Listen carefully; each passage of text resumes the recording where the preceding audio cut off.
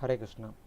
Just as it was described in the Bhagavatam about the details of the 8 Varshas which are known as Bhauma Svarga, similarly Bhagavatam further describes about the 9th Varsha which is known as Karma Bhumi, which is called as Bharata Varsha.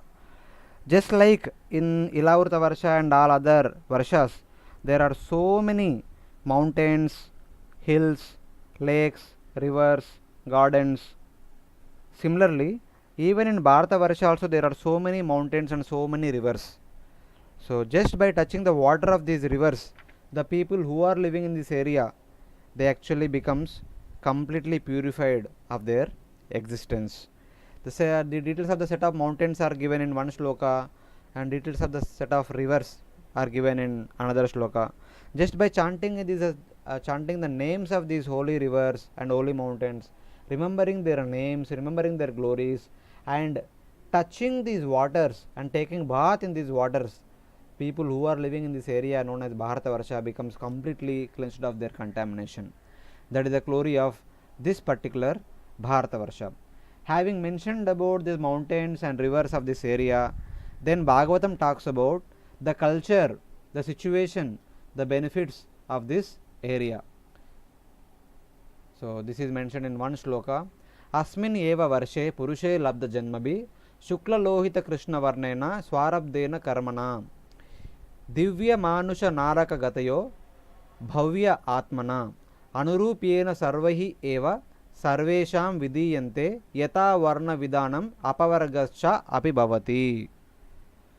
So the meaning of this verse is, in Bharata Varsha there are many destinations such as heavenly, human and hellish, are as per the rules and prohibitions prescribed in the Vedas, because people take birth and perform activities according to the three different modes known as Sattva, Rajas and Tamas.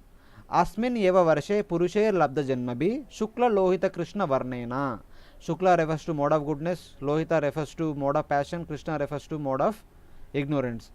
As per the activities performed by the living entities in these different modes, people get birth in three different kind of facilities within Bharata Varsha, and thus while performing activities in three different modes in this lifetime, after this lifetime they get a destination either in Divya Swarga or in Manusha Loka or in Naraka Loka.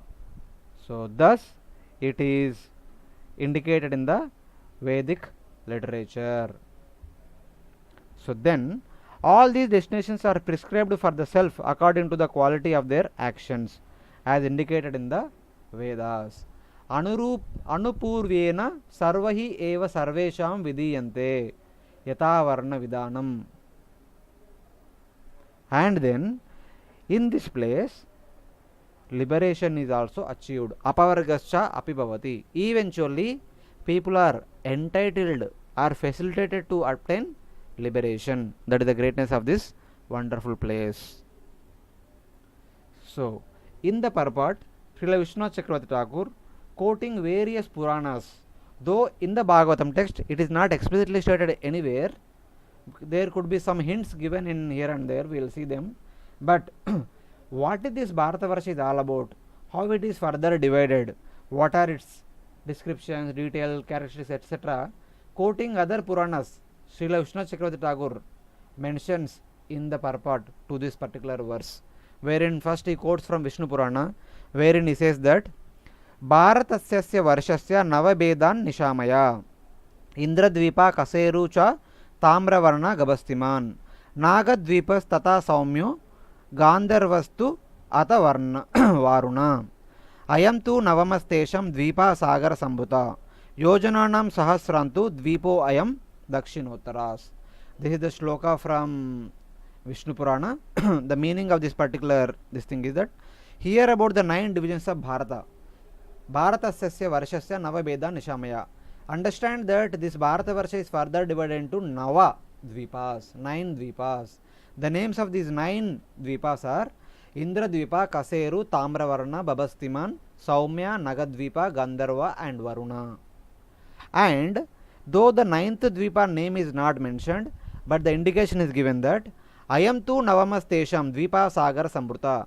This particular area is actually the ninth Dvipa of this particular Bharatavarsha, which is situated at the boundary of the ocean.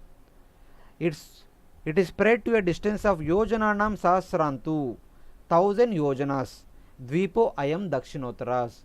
As you measure from south to north, the width of this particular Dvipa is 1000 Yojanas, and this is the name of this Dvipa, though it is not mentioned but indirectly indicated as Bharatavarsha or Bharatakanda or Navadvipa. It can be referred as Bharatavarsha or Bharatakanda or Bharatdvipa. The ninth island bordering the ocean, which is 1000 yojanas from north to south, known as Bharatavarsha Ayam tu. Thus we can understand the same name is actually given to the ninth division. And then Vishnu Purana says in this verse that the ninth island is bordering the ocean. Its width is from north to south is 1000 yojanas. It is called as sometimes as Bharatavarsha or Navadvipa. In some other literature it is called as Sudarshan Dvipa. Where a person is limited to only one of these divisions for life, specifically in the ninth division. And Sagar Sambrta indicates that it is located at the edge of the ocean. So then now let us see other references which are supporting to this statement.